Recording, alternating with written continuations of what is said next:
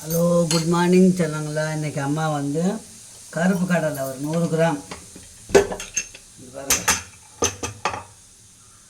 பாருங்கள், 100 கிராம் கருப்பு கடலை அதை வந்து வேக வச்சுட்டேன். அதை போட்டு இந்த அவரைக்காய் ஒரு 100 கிராம் வாங்கி வந்துக்கிறேன். இதை போட்டு சிம்பிளாக ஒரு குழம்பு வைக்க போகிறேன். வாங்க வீடியோக்குள்ளே போகலாம்.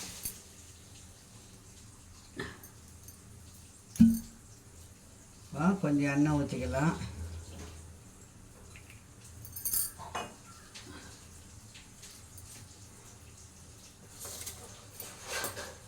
வந்து ஒரு கட்டி பூண்டு இதில் போட்டுக்கலாம்.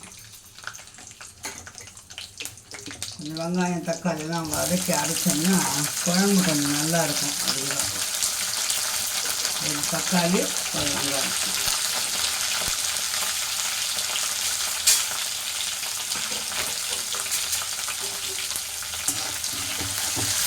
வந்து கொஞ்சம் நல்லா வதங்கணும்.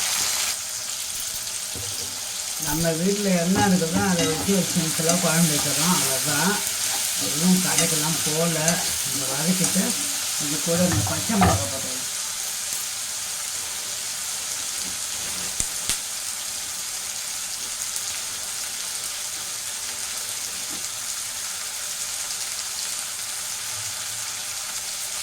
பச்சை மிளகா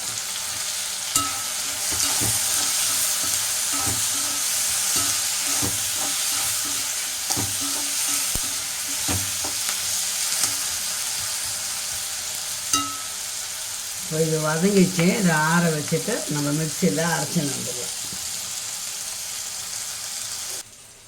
ஒரு சின்ன தேங்காய் பத்து போட்டிருக்குறேன். இது கூட 2 சோம்பு 2 சீரகம் போட்டுக்கோங்க. அந்த தக்காளி வெங்காயம் அரைச்சது இதில் போட்டு நல்லா மையாக அரைச்சிட்டு வந்துடலாம். போயிட்டு நம்ம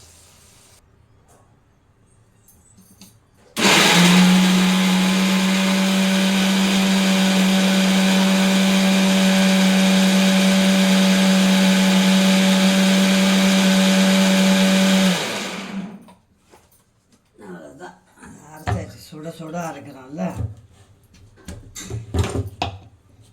இது பாருங்கள், பேஸ்ட்டு மாதிரி அரைச்சாச்சு. இப்போ குழம்பு தாளிக்க போகிறோம்.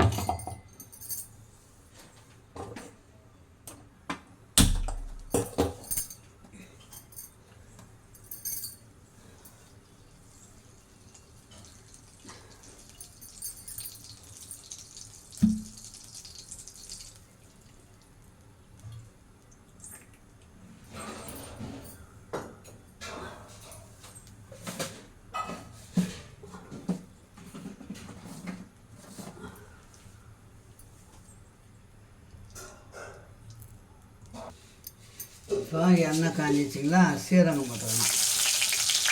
கருவேப்பிலை 2 போட்டுக்கணும். நல்லா அவரைக்காயில் நல்லா போட்டுக்கணும்.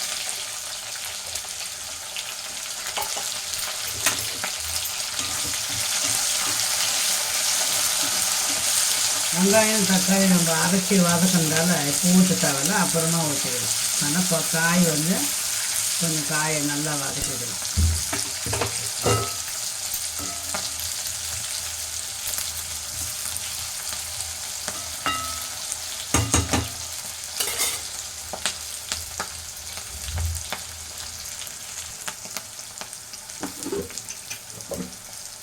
இப்போ இந்த கடலை வந்தது பார்த்திங்கன்னா கருப்பு கடலை, அதை போட்டுருங்க. நல்லா அயன் சத்து பிள்ளைங்களா, கருப்பு கடலை நல்லா உடம்புக்கு சாப்பிடுங்க, நல்லது.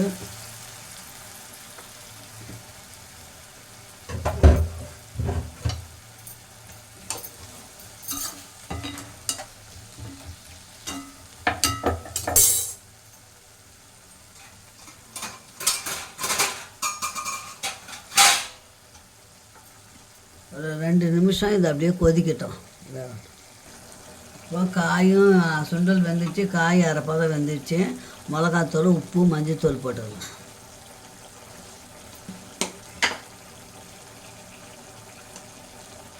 மஞ்சத்தூள் 1/2 ஸ்பூன்.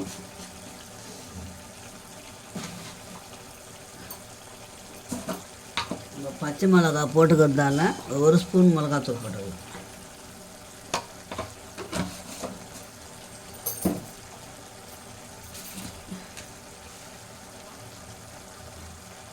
கொஞ்சம் உப்பு போடுங்க. உப்பு கொஞ்சமாக போடுங்க, பத்தலைன்னா அப்புறம் கூட போட்டுக்கலாம்.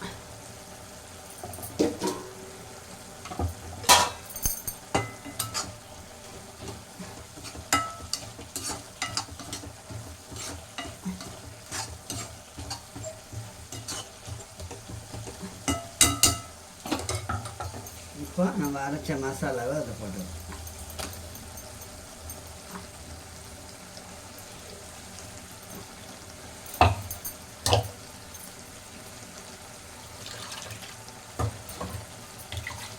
இந்த குழம்புக்கு புளி தேவையில்லை, ஒரே ஒரு தக்காளி, பெரிய தக்காளி போட்டிருக்கிறேன், அதே போதும்.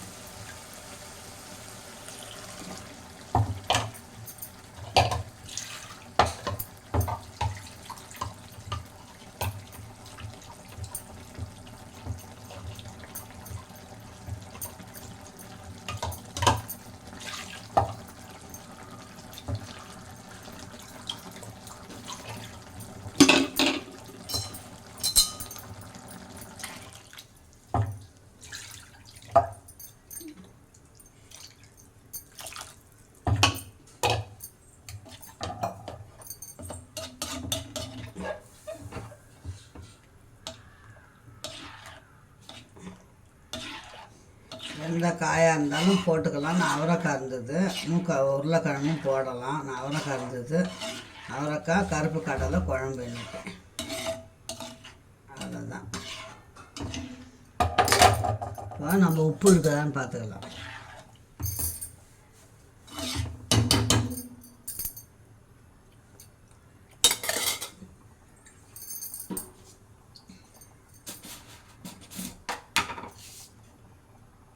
உப்பு கம்மியாக தான் இருக்குது.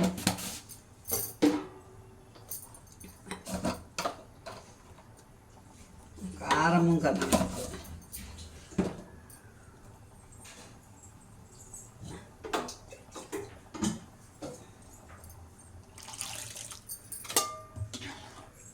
இது இப்போ இட்லிக்கு முடக்கத்தான் தோசை செய்ய போகிறேன். தோசைக்கும் இட்லிக்கும் இந்த இட்லி தோசை எதுக்கு ஒன்றாலும் சாப்பிட்டுக்கலாம். சாப்பாட்டுக்கு மீதி குழம்பு தான் நைட்டுக்கு சப்பாத்திக்கு ஆகும். சேர்த்து செஞ்சாச்சு. நல்லா கொதிக்கிட்டோம் பிள்ளைங்களா.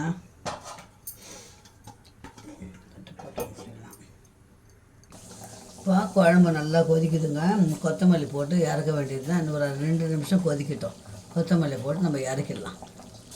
நம்ம வதக்கி அரைச்சதால குழம்பு நல்லா டேஸ்ட்டாகவும் இருக்கும், திக்னஸாகவும் இருக்கும். வதக்க வேண்டிய வேணாம். வெங்காயம் தக்காளி வதக்கி தாளிக்கணுன்ற அவசியம் இல்லை. வதக்கி அரைச்சிடுச்சு அவ்வளோதான். கொத்தமல்லி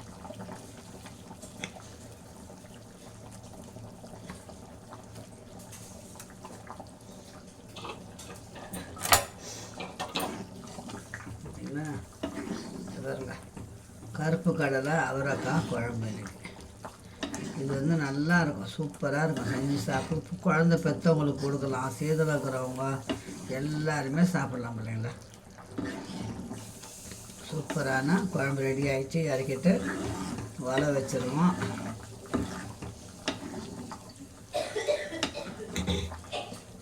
குழம்பு இறக்க வேண்டியது தான். இறக்கிடலாம். வச்சுட்டு ஒலை வச்சுக்கலாம். சாப்பாட்டுக்கு ஒலை வச்சாச்சு. ஒலை காயிட்டோம். சாதம் வடிச்சிட்டு ரசம் வச்சிடலாம். இன்றைக்கி பாருங்கள், வேறு விதமாக வைக்க போகிறேன். ரசம் ஒரு ஸ்பூன் மிளகு, ஒரு ஸ்பூன் சீரகம் கொஞ்சம் வறுத்துட்டு வச்சோம்னா 2 நாள் 3 நாள் கூட கெடாது. அதனால தான் அம்மா இப்படி செய்கிறேன். தக்காளியும் ஒரு எண்ணெயில் ஒரு தக்காளியை வதக்கிக்கணும்.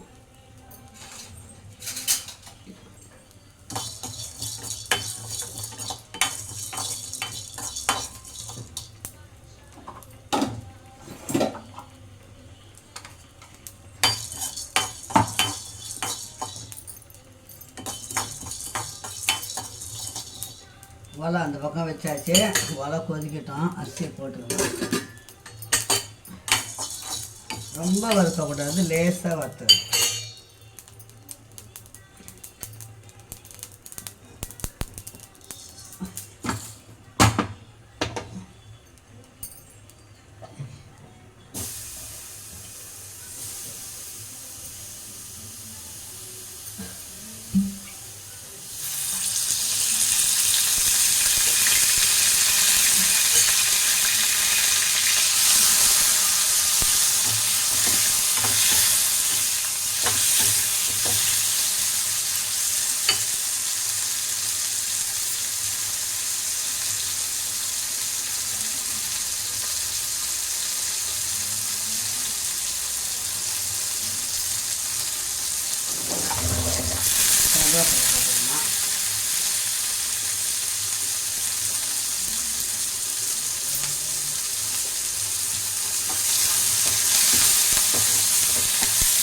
கருவேப்பிலைங்க மிளகு சீரகம் அரைச்சிட்டு பூண்டை தட்டிக்கணும்னா அது கூடவே தக்காளி அரைச்சிட்டு ரசம் தாளிச்சிடும்.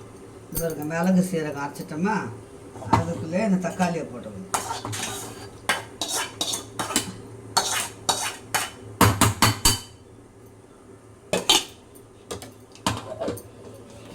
இதையும் ஒரு திருப்பி நம்ம திருப்பினோம்.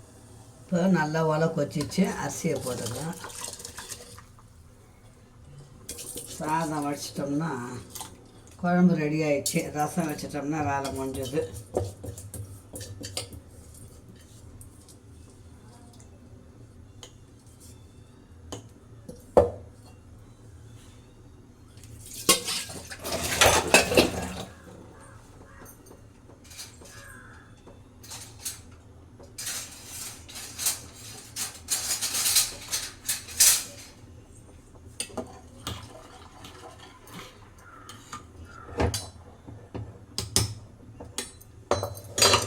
நம்ம ரசம் ரெடி பண்ணிவிட்டு காஞ்ச மிளகாய் கிலோனா பூண்டு தட்டணும்.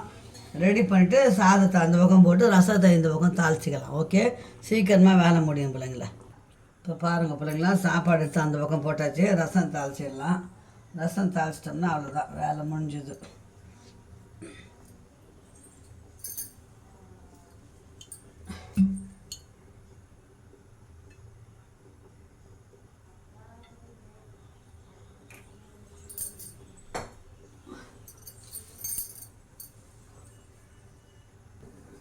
மிளகு சீரகம் வறுத்துட்டு அதுலேயே தக்காளி வதக்கி எண்ணெயில் வதக்கி அரைச்சி வச்சுட்டேன். இப்போ ரசம் தாளிக்க போகிறோம். பாருங்கள், கொஞ்சம் கடுகு போட்டுக்கலாம், கொஞ்சம் வெந்தயம் போட்டுக்கலாம்,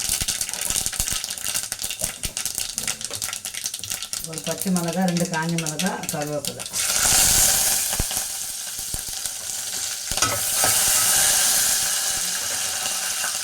பூண்டு, ஒரு கட்டி பூண்டு போடணும். அப்போ தான் ரசம் நல்லா டேஸ்ட்டாக இருக்கும்.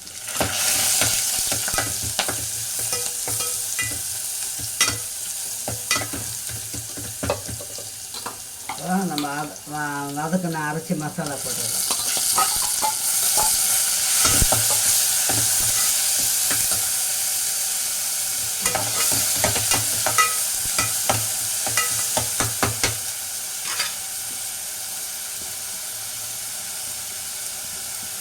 பெருங்காயம் தான் புளியங்கொட்டை சைஸ் பெருங்காயம் வைங்க. நான் வந்து தூள் பெருங்காயம் தான் போடுறேன்.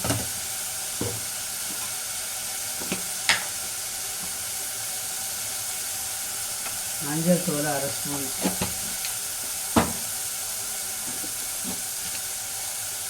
உப்பு,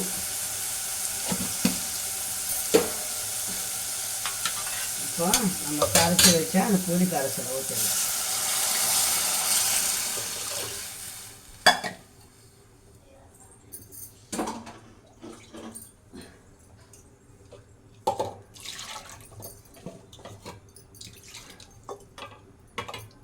ரசம் ஒரு குழம்பு இருந்தால் போதும்.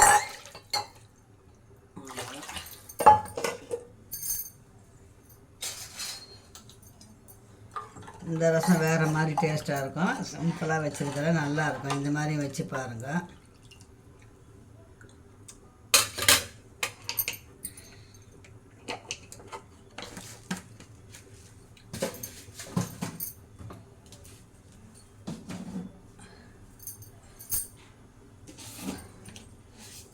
உப்பு கொஞ்சம் கம்மியாக இருக்குது.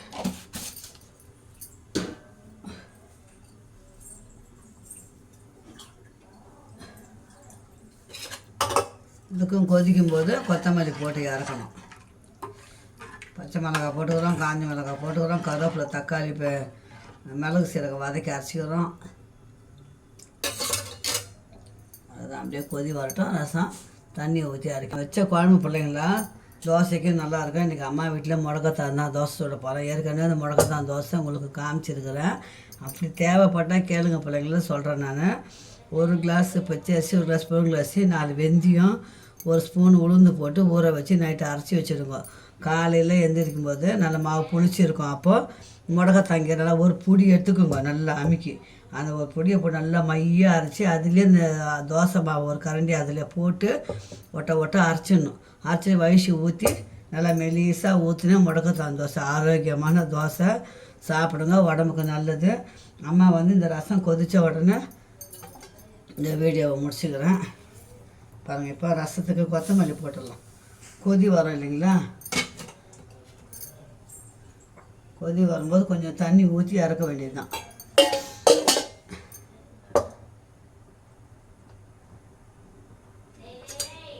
அவள் கத்துறது தான். பாருங்கள் பிள்ளைங்களா, ரசம் கொதி வருது. ரசம் ரொம்ப கொதிக்கக்கூடாது. கொதி முன்னுக்கு தண்ணியை ஊற்றி இறக்கணும். அவ்வளோதான், ரசம் முடிஞ்சது. இறக்கிட்டு சோறு எடுத்து இந்த அடுப்பில் வச்சு சாதம் வச்சிட்டோம்னா இந்த வேலை முடிஞ்சது பிள்ளைங்க. அந்த சுண்டல் அவரைக்காய் குழம்புக்கு ஒரு கேரட்டு நல்லா பொரியல் பண்ணிக்கோங்க. தேங்காய் போட்டும் பண்ணலாம், தேங்காய் போடாமையும் பண்ணலாம். கேரட் பண்ணிட்டிங்கன்னா ரொம்ப டேஸ்ட்டாக இருக்கும். ரெண்டு அப்பளம் பொரிச்சிங்கனாலும் சூப்பராக இருக்கும் பிள்ளைங்களா. நான் பொரியல் பண்ணுறேன்னா காட்டுறேன். சாதம் வச்சிடலாம். பாருங்கள் பிள்ளைங்களா, அப்பளம் தான் பொரிக்க போகிறேன். காய் எதுவும் செய்யலை, நாளைக்கு செஞ்சுக்கலான்னு விட்டேன். அப்பளம் பொரிச்சா கூட குழம்புக்கு நல்லாயிருக்கும்.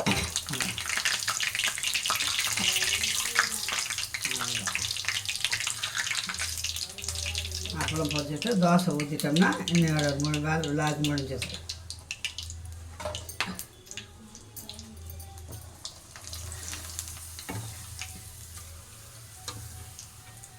அப்போல்லாம் சாப்பிடக்கூடாதுன்னு சொல்கிறாங்க.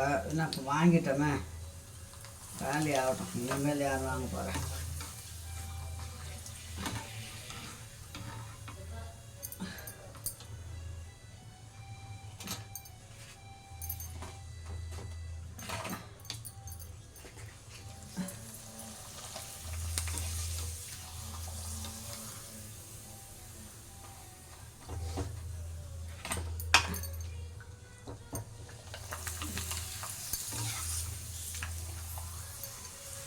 இப்போ தோசை இது பாருங்க, முடக்கத்தான் அரைச்சிட்டாங்களா, இந்த இதில் ஊற்றிக்கலாம். அவ்வளோதான், நல்லா கலக்கிட்டு முடக்கத்தான் தோசை. பாருங்கள் பிள்ளைங்களா, முடக்கத்தான் தோசை கொஞ்சம் நேரம் அப்படியே இருக்கட்டும், அப்புறமா சுட்டுக்கலாம். ஓகே, பாய் சொல்லுங்களா.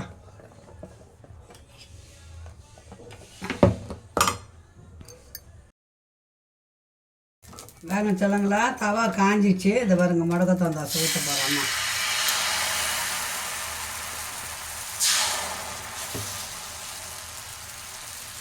வாரத்தில் 2 நாள் பிள்ளைங்களா நம்ம வீட்டில் முடக்கத்தான் தோசை கண்டிப்பாக இருக்கும். நான் அதுக்குன்னே செடி வச்சுருக்கிறேன் மாடியில். கொஞ்சம் கொஞ்சம் வரும், அப்பப்போ எடுத்து மீதி வந்து எங்கள் பாப்பாவுக்கு கொடுத்து விட்டு அனுப்பிச்சிடுவேன். இன்றைக்கி அவரைக்காய் குழம்புக்கும் அவரைக்காய் சுண்டல் குழம்புக்கும் இதுக்கும் நல்ல தோதாக இருக்கும். அவங்களுக்கு அப்பாவுக்கு வந்து எறா குழம்பும் முடக்கத்தான் தோசையும் கொடுத்துட்டேன். நான் இன்றைக்கி சாப்பிட மாட்டேன் பிள்ளைங்களா, வேலைக்கிழமை இல்லைங்களா, அதெல்லாம் நான் சாப்பிட மாட்டேன். இன்றைக்கி ஸ்பெஷல் வந்து நம்ம வீட்டில் சாதம் வடித்தாச்சு, ரசம் தக்காளி மிளகு ரசம் வச்சாச்சு, அப்பளம் பொரிச்சாச்சு, முடக்கத்தான் தோசை. இவ்வளோ தான் இன்றைக்கோட டிஷ்ஷு. அம்மா எல்லாமே நாட்டு வைத்தியம் மாதிரி செய்வேன் செல்ல பிள்ளைங்களா. பார்த்து செய்வேன் பிள்ளைங்களா. அதாவது இருக்கிற வரைக்கும் உடம்பு கொஞ்சம் ஆரோக்கியமாக பார்த்துக்கணும். ரொம்ப முடியலனா தான் நம்ம வந்து டாக்டர்கிட்ட போகணும் தான் என்னோட ஏமு. அதனால தான் உங்களுக்கும் சொல்கிறேன், நல்லா சாப்பிடுங்க, உடம்பு ஆரோக்கியமாக பார்த்துக்குங்க.